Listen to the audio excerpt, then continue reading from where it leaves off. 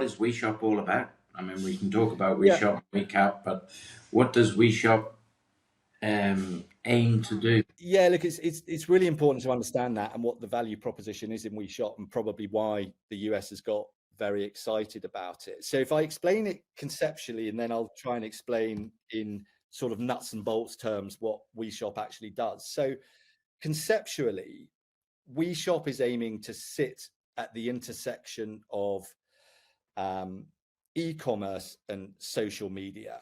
So it's trying to crack that age-old nut of combining social media and e-commerce. So if you think of Amazon, right? Amazon does e-commerce exceptionally well, but there's no kind of social media element to it. And Facebook does social media really well, but it's never really managed to develop an e-commerce angle to piggyback and monetize e-commerce on the back of social media. There's one out there that should have cracked this nut, probably Pinterest.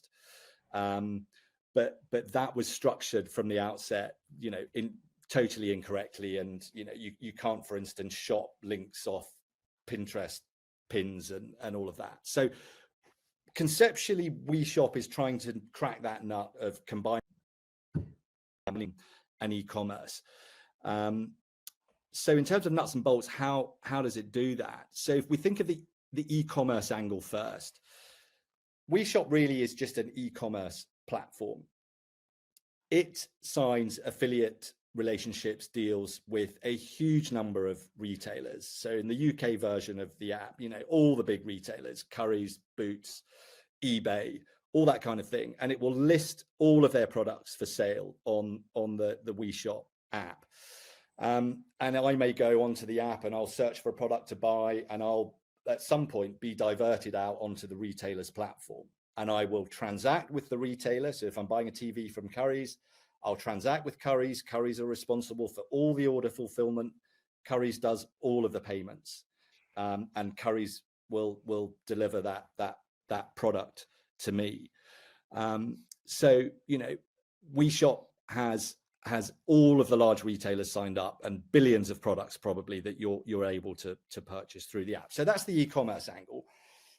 On the social media angle, what you can do on WeShop is, within the communities on the app, I can introduce new users to the app, and I can, for instance, send Graham an invite to join WeShop community and download the app.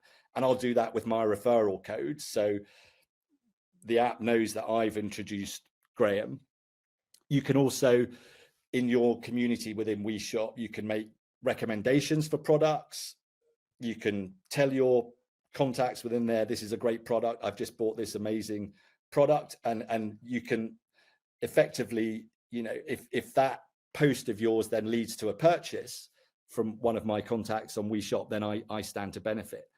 So that's the kind of social angle. But the whole fuel that is driving this engagement, the community engagement, is the fact that WeShop is basically going to give its users shares in the platform. So if I make a purchase of a Currys TV and it costs me £1,000, I could probably earn 10% of the value of that transaction in shares in the company. Those shares will come to me. If I've introduced Graham to the platform and he makes a purchase, I will earn a small amount of shares for every purchase Graham makes on the platform going forwards. And if I recommend a product and someone clicks through and buys that product, again, they'll be earning shares on the purchase, and I'll be earning a small amount of shares for the recommendation.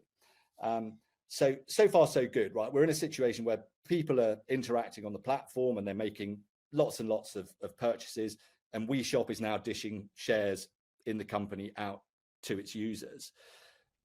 So at first sight, well, this is just injecting a load of dilution onto the cap table. But on the other side, what WeShop is earning is kind of cold hard cash for every transaction that goes through the platform from its affiliate retailers. It's earning cash in basically an affiliate payment for that transaction having been generated by WeShop.